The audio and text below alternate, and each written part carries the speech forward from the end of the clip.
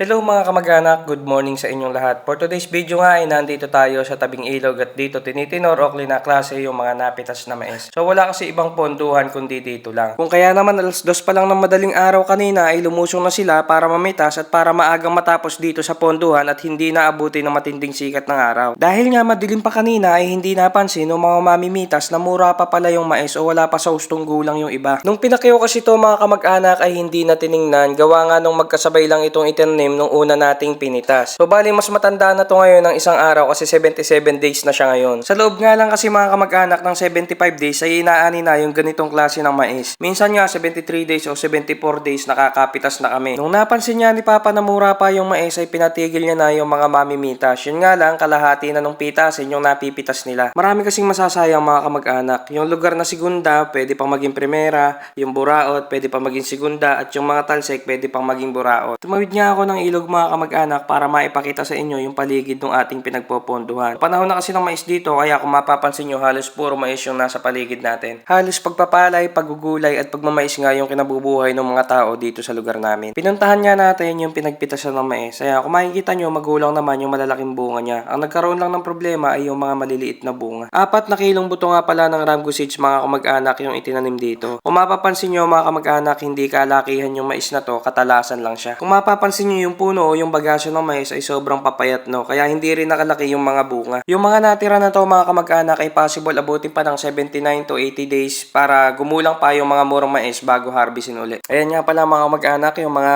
itinirang mais na pipitasin sa susunod pagka gumulang na yung mga kasamahan. So ayan ay mga kamag-anak yung huling tatlong hakot ng mga kariton. Dito nga mga kamag-anak ay bumalik na tayo dito sa ponduhan para tumulong magtinor ng mais. Medyo mahirap ng klasihin yung gantong klase ng mais mga kamag-anak dahil nga tulad ng sabi ko kanina medyo maraming mga mura. So kailangan natin piliin ng mabuti para hindi masama sa mga goods. Syempre kailangan meron tayong malasakit sa mga buyer, sa mga bibili dahil baka maging dahilan pa ito ng kanilang pagkalugi. At ngayon nga mga kamag-anak ay gusto kong magpasalamat sa inyong lahat. Sa mga bagong followers, sa mga sumusuporta, sa mga nagla-like, nag-share, nagko-comment sa ating mga video. Maraming salamat po. Sana po ay patuloy nyo pong suportahan ang mga video ng ating kamag-anak. Maraming salamat po.